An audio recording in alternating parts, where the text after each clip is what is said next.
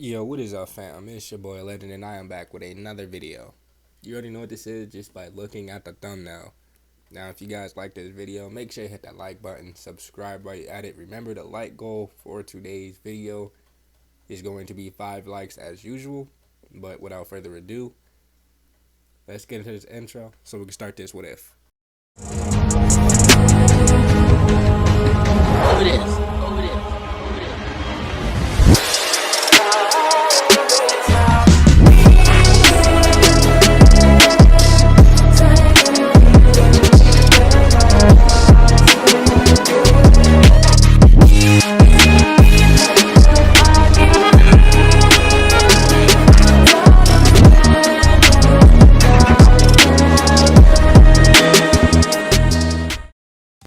Mina's body convulsed once as the last of her chakra pathways were ripped open. Her eyes rolled back, and with a soft gasp, she collapsed forward. Naruto caught her effortlessly, one arm slipping around her shoulders before she hit the floor.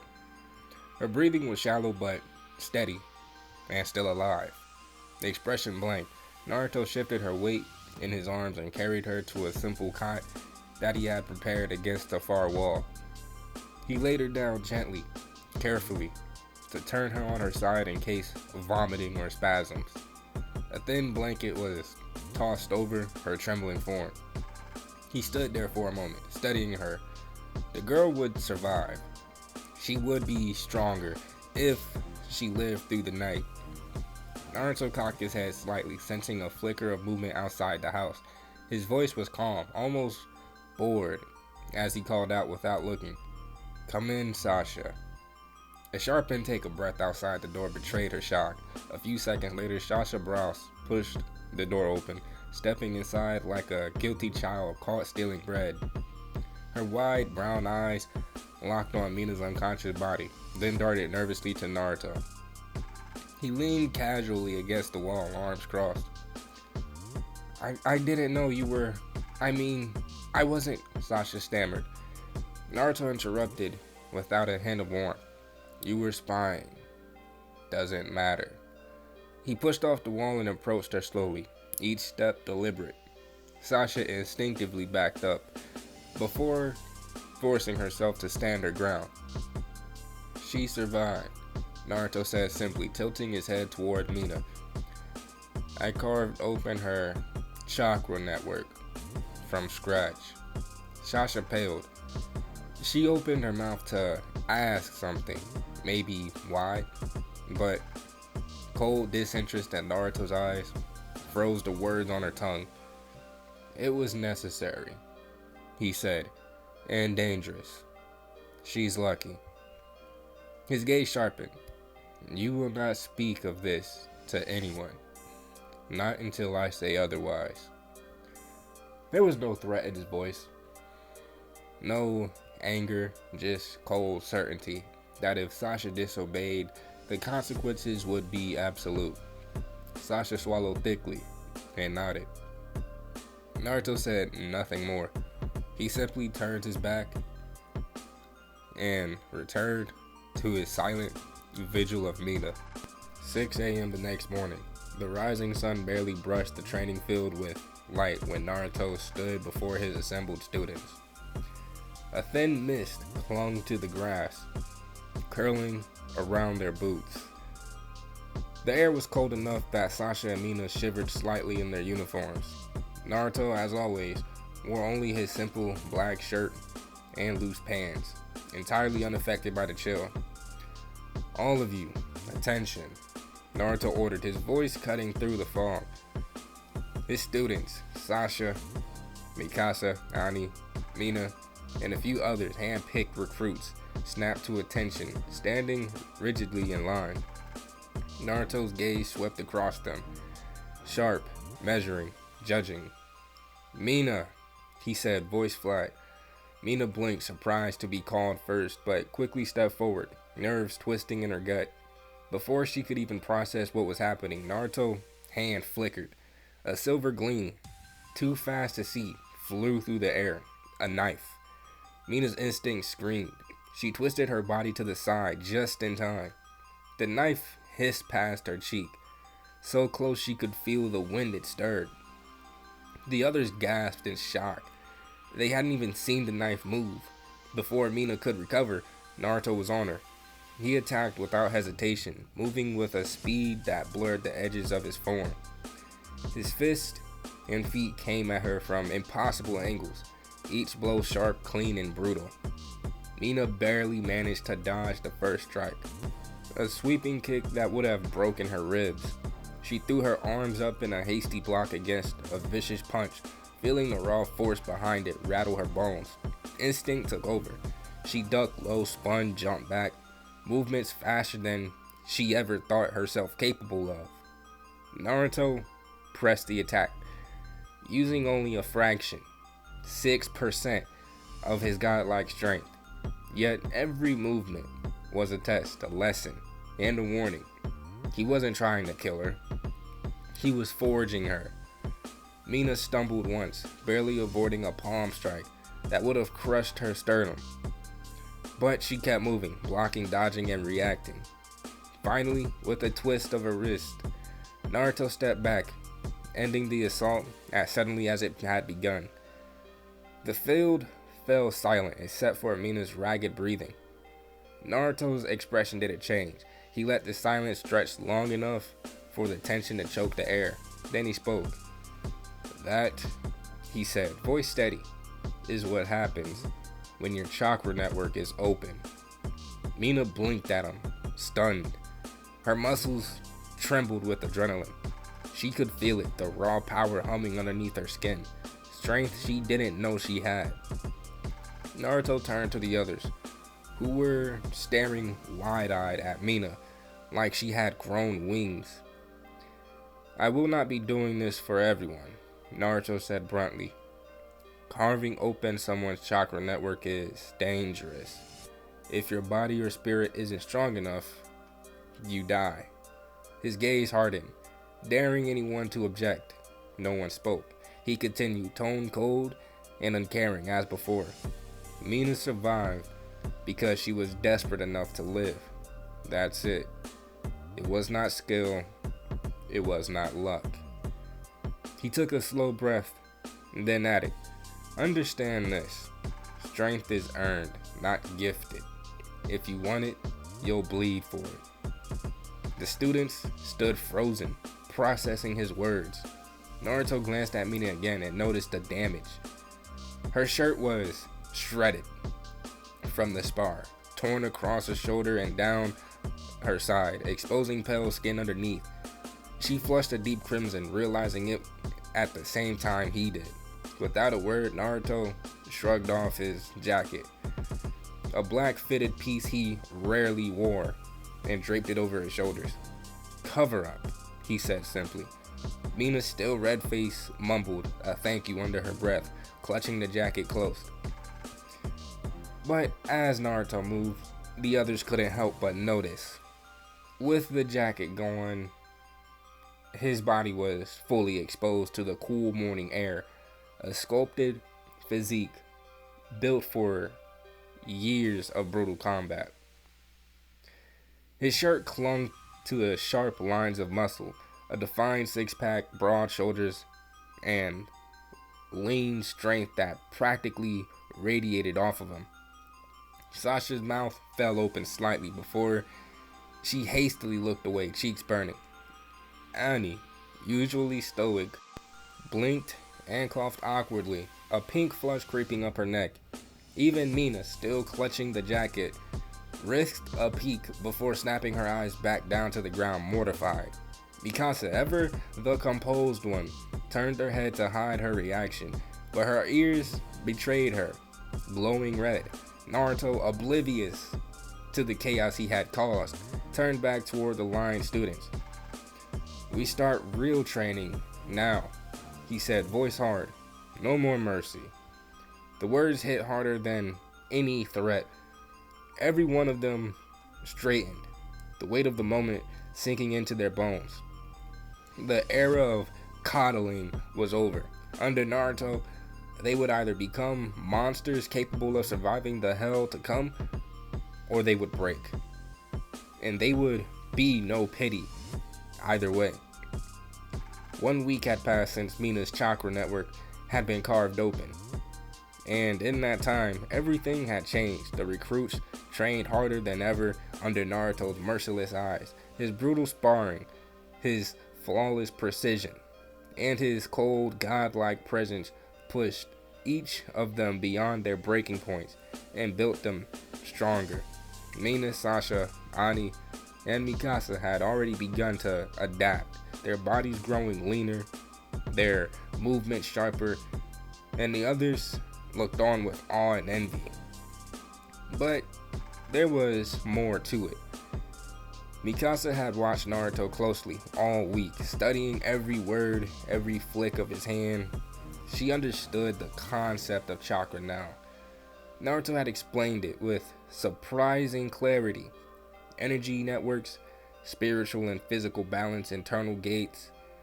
It was overwhelming, but she was smart and she learned fast.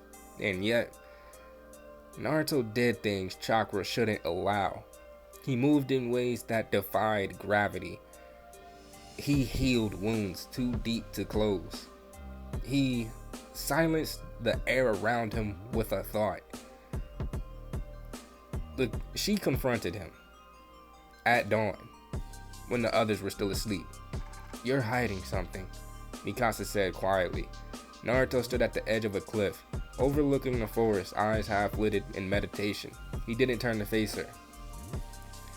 "I explained what needed to be explained." "That's not enough." Mikasa stepped closer. "You're stronger than what chakra should allow. You see things before they happen. You made time feel like it stopped during that last training session." Naruto's black and white Rinnegan opened slowly, glowing in the morning light. He said nothing. "I won't stop asking," she pressed. "Not until you tell me the truth." Naruto sighed, and she moved fast, a blur of speed trained under his hand. Her fist arced towards his throat, with all the power she could muster. She never made it. A wave of killing intent washed over her like a storm. It froze the blood in her veins, arrested her muscles in mid-motion. She stood paralyzed, eyes wide with primal fear. Her vision darkened. In her mind's eye, she saw herself, broken, lifeless, falling to the ground. She gasped as the image shattered. Naruto stood before her, close, unmoving. "I'm more than just human," he said flatly. She swallowed hard, trying to speak, but nothing came out. Naruto's voice softened, just enough to carry weight. "There are things in this world you weren't meant to understand yet. Don't chase answers that will ruin you." Then he walked away, leaving her shivering in the early light. The same evening, something strange occurred. Naruto stood alone in the mess hall after hours, cleaning a blade with silent precision. The others had gone to bed, except for two, Historia and Ymir. The girls entered together, standing before Naruto with calm and composed expressions. "We want you to teach us," Ymir said. Naruto looked up, one brow raised. Historia nodded. "We've seen what you're doing with Mikasa and the others. We want to be strong too, strong enough to survive what's coming." Naruto studied them. There was something different in them. A determination not born of fear but of purpose. He nodded slowly. "Then meet me at the cliffside tomorrow morning, before sunrise." They bowed slightly and left, excitement and nerves radiating off of them. True to his word, Naruto met them at the cliff. What followed was excruciating. The carving of chakra coils was agony, far worse than they had expected. Screams tore through their throats as Naruto guided precise, painful surges of energy through their bodies, forcing open invisible channels not meant to be touched. But both girls survived. He watched them as they lay unconscious on the stone, twitching with pain. They had potential. That night, he gathered his chosen, Mikasa, Annie, Sasha, Mina, Historia, and Ymir, and Armin. He sat them around the fire, eyes glowing with the Renegon's ethereal light. "I'm going to show you something," he said. He touched their foreheads one by one, and suddenly, they weren't in the camp anymore. They stood on a field of ashes. Titans screamed in the distance, cities burned, mountains crumbled, and the skies bled fire. They watched friends die. They saw themselves die. They saw Eren transform into a god of destruction. They saw Zeke, cold and merciless, the rumbling, unstoppable, humanity extinguished. When it ended, they were breathless. "That's what would have happened," Naruto said. "That's why I came here, to stop it." They stared at him with wide eyes. "You reversed time," Annie whispered. Naruto nodded. "And now I'm here to change the ending." He looked at them, each one, and said, "But I can't do it long. I won't. That's why I chose you." They didn't know what to say, but deep down, a new fire began to burn in each of them. The next phase of their training began in darkness. One by one, Naruto placed them under genjutsu. Not simple illusions, but mental crucibles born of his Rinnegan. Each person relived their deepest fear. Mikasa stood over Eren's grave, again and again unable to save him. Annie saw her father abandon her over and over, each time with colder eyes. Sasha was hunted through the endless woods, unable to stop the killing. Mina lived through her own death from a Titan, screaming until her voice cracked. Historia saw the throne covered in blood. Ymir bound in chains by gods she could never fight. And yet Naruto was there through all of it. He knelt beside each of them as they twitched and cried in their sleep. His voice was low and steady, guiding them through the storm. "You're not weak. You've already lived this. You won't die again. I won't let them take you." He held Historia's hand as she sobbed in her trance. He brushed a hand through Sasha's hair. He gripped Mikasa's shoulder when her body convulsed in fear. He whispered strength into Annie's mind, pushing her through the wall of pain. When they awoke hours later, drenched in sweat and trembling, Naruto stood before them, arms crossed. "You survived," he said. "That was your first real step." None of them could speak, but their eyes burned with something stronger than before. Resolve. He turned his back to them and said one final thing. "From this point on, you belong to me, and I will make sure you never break again." The wind rolled across the training fields one last time, carrying with it the scent of steel, sweat, and the distant salt of the ocean beyond Wall Rose. The cadet training was over, and for 7 specific individuals, it marked the end of something far greater than just their military instruction. Under the pale glow of the twilight, Naruto stood tall in front of them. Annie, Mikasa, Armin, Mina, Ymir, Historia, and Sasha. His eyes unreadable but glowing faintly, with power behind their calm surface. From a scroll he unfurled with a flick. 7 cloaks unfurled into the air, each a deep midnight black with the white Uzumaki swirl emblazoned proudly on the back. "These," Naruto began, as each cloak landed gently on the shoulders of its destined owner, "are not just clothing, they're proof. Proof that you've endured a fraction of what chakra warriors are molded through. You bled, collapsed, and broke, and yet you lived." He walked before them, gaze lingering on each cadet as he spoke. "Chakra training claims lives. There's a reason why children in my world don't survive the kinds of drills that I gave you. But all 7 of you are standing here. That speaks volumes of your strength and of your weaknesses. Knowing both will keep you alive. The silence was heavy with pride and unease. From this day forward, Naruto declared, you are shadows, my personal unit. You will not be listed on any record. You will have no fame, no recognition. But where others fall, you will stand. And when the night is darkest, you will be the ones who bring the dawn. The cloaks fluttered in the rising wind around them. The other cadets celebrated the end of their training, but the shadows, Naruto's elite, stood apart, bound by training, secrecy, and growing loyalty to the strange, otherworldly man who had remade them. Also, Naruto said with a grin, you're all in the top 10. Don't worry about the paperwork. I had a chat with Pixis. The graduation festival within Wall Rose roared with life. Bonfires blazed, the ale flowed, and laughter danced between the cobblestones. Cadets from all over filled the streets, finally able to celebrate survival instead of fear.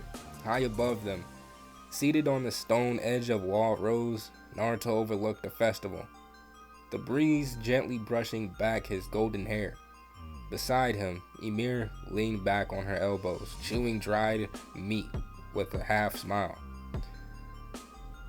You're not bad at this whole teacher thing, Ymir muttered.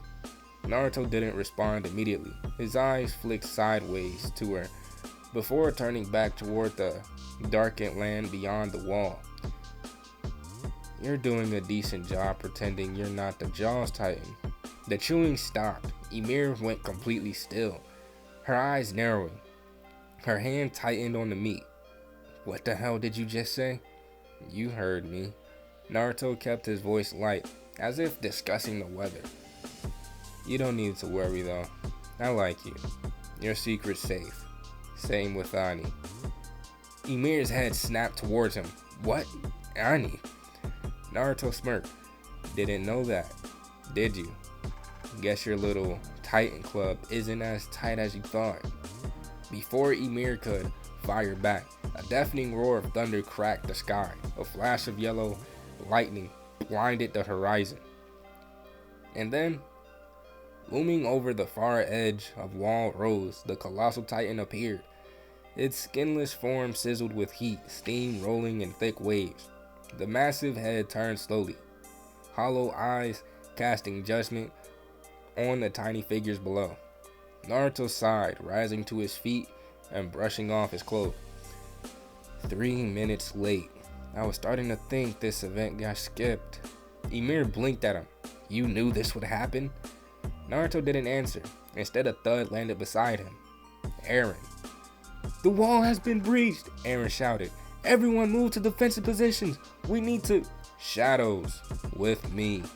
Naruto's voice rang out like a blade across the sky, cutting through the chaos. Ani, however, was nowhere in sight. Naruto didn't panic. He already suspected she was with Reiner and Bertholdt. Protect the civilians, he ordered. Sasha, Ymir, Historia. Down below, Mikasa, keep the path to the wall Cena open. Armin, you're with Eren. Don't let him or his squad get eaten. Nina, back him up. Each of them moved with precision, vanishing into the confusion like black specters, but Naruto stayed, eyes locked on the towering form of the colossal Titan. The Titan's massive hand swept downward towards him, but it hit nothing. A burst of black smoke filled the air, and Naruto reappeared in the sky above the Titan's neck, chakra flaring. Time to perish, insect. He roared as a blinding white Rasengan exploded from his hand. Rasengan! The chakra's attack slammed into the nape with a sound like a thunderclap. Flesh, steam, and bone scattered as a massive creature shrieked and vanished, its steaming body fading into nothing. On the ground, the shadows rallied the panicking civilians and escorted them through the retreat route that Naruto had designated. Once the breach had been contained and the fires of panic had dulled, Naruto returned to the top of the wall, breathing steadily and waiting for her. She came, as he knew she would. Annie stepped beside him, black cloak flapping in the wind, her face unreadable. Naruto smiled faintly. "Nice of you to join us." Annie said nothing. "Mikasa, keep guiding the citizens to Wall Sina," Naruto ordered without even looking away from Annie. "Armin, you and Mina guard Eren. Make sure he doesn't play hero again. Sasha, Ymir, Historia, clear the breach." He turned to Annie. "You stay with me." The others saluted and vanished. Only the wind remained. After a moment, Naruto spoke. "How much juice you got left?" Annie turned away, folding her arms. "Enough for 3 more transformations, maybe 4 if I conserve it." "Good," Naruto said simply. She glanced at him out of the corner of her eye. "You're not surprised I can shift?" "I'm surprised you even told me." That earned a pause. Annie lowered her gaze. "Bertolt's inside the wall. He's recovering. He didn't retreat too far." That caught Naruto's attention. "You're giving up your old team." "I didn't say that," Annie replied quietly. I'm not as loyal as I used to be." Naruto stepped closer, spinning her gently by the shoulder until she faced him. Her eyes widened as he lifted a hand, brushing her chin. "I'm starting to like you more and more, Annie Lionheart," he murmured. She flushed, quickly stepping back but didn't protest. Naruto knelt and placed a hand to the stone. His chakra pulsed through the ground like a sonar, racing through the tunnels and caverns. Every rat and insect illuminated in his mind. Then he found him. Naruto's eyes glinted. "Found you." He stood, pointing 2 fingers toward the earth. "Chidori spear." A jagged bolt of lightning chakra surged from his hand, slamming into the stone with a crack that echoed across the battlefield. Far below, within the hidden chamber beneath wall rose, Bertholdt screamed in shock and pain. Naruto lowered his hand, eyes narrowing. "Annie," he said calmly, "go check on Ymir and Historia. Make sure the east flank is secure. I'll deal with your friend." Annie hesitated. Then, with a final glance, she vanished. Naruto turned his gaze outward once more. The war had truly begun, and the shadows were only just awakening. But guys, we're going to end it off right here. If you guys enjoyed the video, make sure to hit that like button, subscribe while you're at it. Remember, like goal for the video is 5 likes. So, there you go. But without further ado, I am out, and I will see you guys in the next one. Stay blessed, y'all.